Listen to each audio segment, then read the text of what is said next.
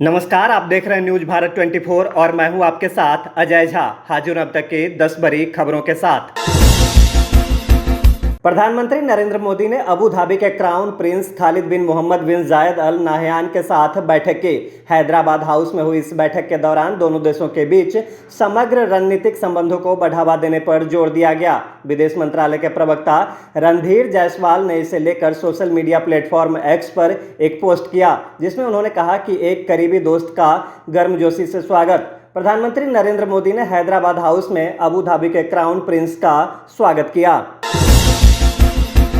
कोलकाता महिला doctor case पर supreme court में आज दोबारा बेंच बैठी।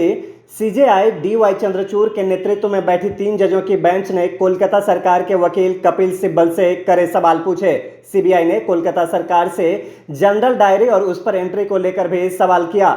दोनों पक्षों की दलीलें सुनने के बाद शीर्ष अदालत ने सुनवाई 17 सितंबर के लिए मुकर्रर की है। इसके साथ ही सीजेआई ने सीबीआई को अगले हफ्ते 17 सितंबर को नई स्टेटस रिपोर्ट सौंपने को कहा है।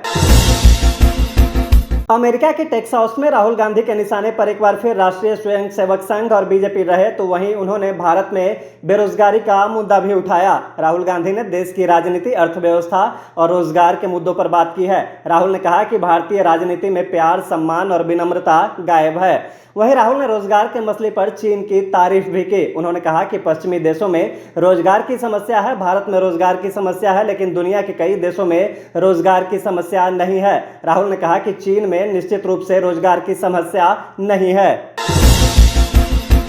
मुख्यमंत्री नीतीश कुमार ने मोबाइल पशु चिकित्सा कॉल सेंटर का उद्घाटन किया। सीएम ने 534 मोबाइल पशु चिकित्सा वाहनों को हरी झंडी दिखाकर रवाना किया। उन्होंने बिहार पशुपालक ऐप एवं किसान पशुपालक ऐप का भी लोकार्पण किया।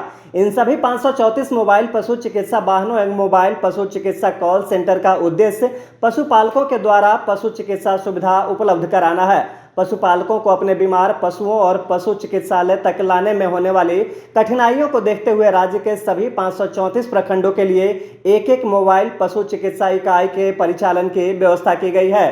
राज्य के पशुपालक प्रत्येक कार्य दिवस में सुबह 9 बजे से संध्या 5 बजे तक टोल फ्री नंबर 1962 पर कॉल कर या मोबाइल ऐप के माध्यम से कॉल सेंटर में पशु चिकित्सा हेतु संपर्क कर सकते हैं। जीतन राम मांझी ने बिहार में शराबबंदी के मुद्दे पर खुलकर बात की। उन्होंने कहा कि राज्य में शराबबंदी सिर्फ कागजों पर लागू है, जबकि हकीकत में यह पूरी तरह से असफल हो चुकी है। उन्होंने यह भी कहा कि शराबबंदी के कारण बिहार में अवैध शराब का कारोबार फल फूल रहा है, जिससे राजस्व को नुकसान हो रहा है और कानून व्यवस्था पर भी नकारात्मक असर पड़ रहा है। मांझी ने कहा कि शराबबंदी के नाम पर आम जनता को परेशान किया जा रहा है, जबकि सरकार असल समस्या पर ध्यान नहीं दे रही है। नीतीश कुमार के मित्र हैं, नीतीश कुमार के साथी हैं, इसलिए कहना चाहते हैं कि जो गलत बात है गलत है, उसको परिमार्जन कीजिए। और 3 बार परिमार्जन हमारे कहने पर दिए गए हैं, धन्यवाद है, लेकिन पूर्ण परिमार्जन नहीं उन्होंने किया। आज क्या है, हमारे कहने पर उन्होंने किया कि जो दारू पीने के लिए ले जाएगा उसको पकड़ा नहीं जाएगा, लेकिन हो रहा है क्या, उसको भी लोग पकड़ रहे हैं। इसमें परिमार्जन करना होगा ना कि भाई जहाँ से महात्मा गांधी पैदा हुए थे वहाँ भी तो है शराबबंदी, तो वहाँ काहे नहीं ऐसा हो रहा है, सिर्फ बिहार में ऐसा क्यों हो रहा है? कहीं न कहीं सरकारी तंत्र की कमजोरी है। कुछ लोग ऐसे हैं जो इसमें काफ़ी हाथ साफ कर रहे हैं, तो इसी चीज़ को हम विरोध करते हैं।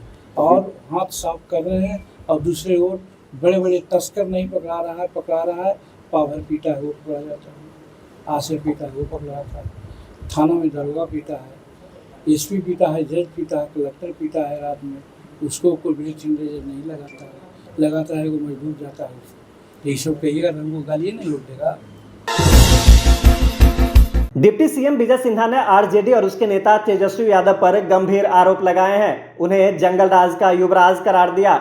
डिप्टी सीएम ने कहा कि आरजेडी का नाम ही अराजकता, अपराध और समाज में उथल पुथल से जुड़ा है। उन्होंने आरजेडी की संस्कृति को जंगल राज और अराजकता से जोड़ा। विजय सिन्हा ने कहा कि आरजेडी एक संस्कृति है जिसका मतलब है अराजकता फैलाना, नरसंहार, हत्या और अपहरण का उद्योग चलाना। राजद एक संस्कृति है। राजद का मतलब अराजकता, राजद का मतलब माननीय न्यायालय ने कहा जंगल राज, राजद का मतलब कि समाज में उन्माद पैदा करना, नरसंहार, हत्या, अपहरण का उद्योग चलाना, ये सब राजद की संस्कृति का पाठ है।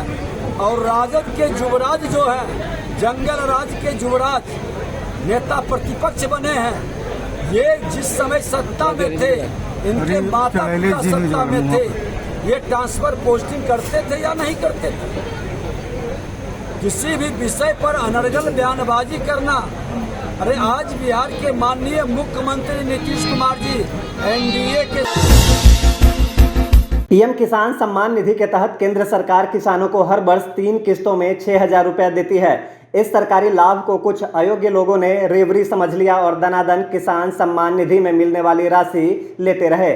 सीतामढ़ी जिले के 9,812 अयोग्य किसानों से पीएम किसान सम्मान निधि के 14 करोड़ 31 लाख रुपए की वसूली की जानी है। कृषि विभाग ने वसूली की कार्रवाई शुरू कर दी है। अयोग्य लोग राशि लौटा रहे हैं। हाल के महीनों तक 177 अपात्र और अयोग्य लाभुकों से 1,64,200 रुपए की वसूली भी की गई थी। अभी जिले में 1,76,476 आवेदन सत्यापन के लिए लंबित है।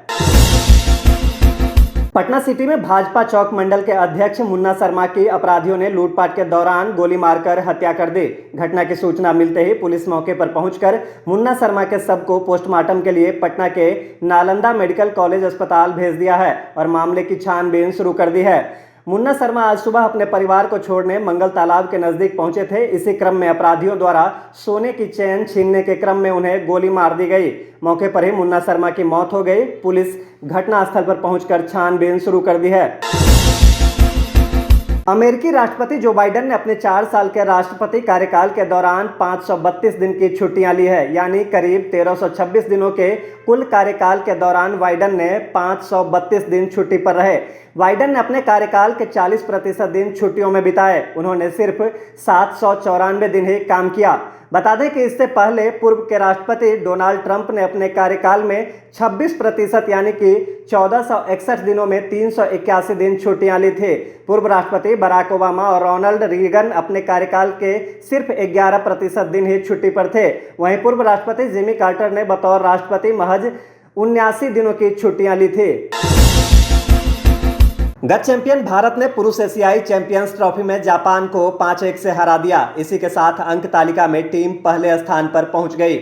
आज खेले गए इस मुकाबले में भारत का दबदबा रहा। शुरुआत से ही टीम ने आक्रामक रवैया अपनाए रखा। भारत की जीत में सुखजीत सिंह ने 2 गोल किए, जबकि अभिषेक, संजय और उत्तम सिंह ने 1-1 गोल किया। वहीं जापान के लिए मात्सुमोतो काजुमासा ने एकमात्र गोल किया।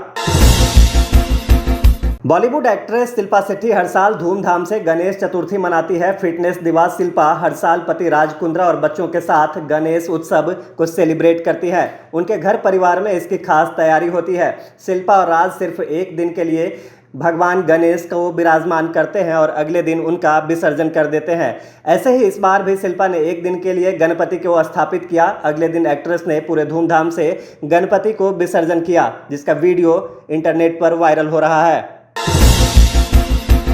अभी तक की खबरों में बस इतना ही। मुझे दीजिए इजाजत। नमस्कार।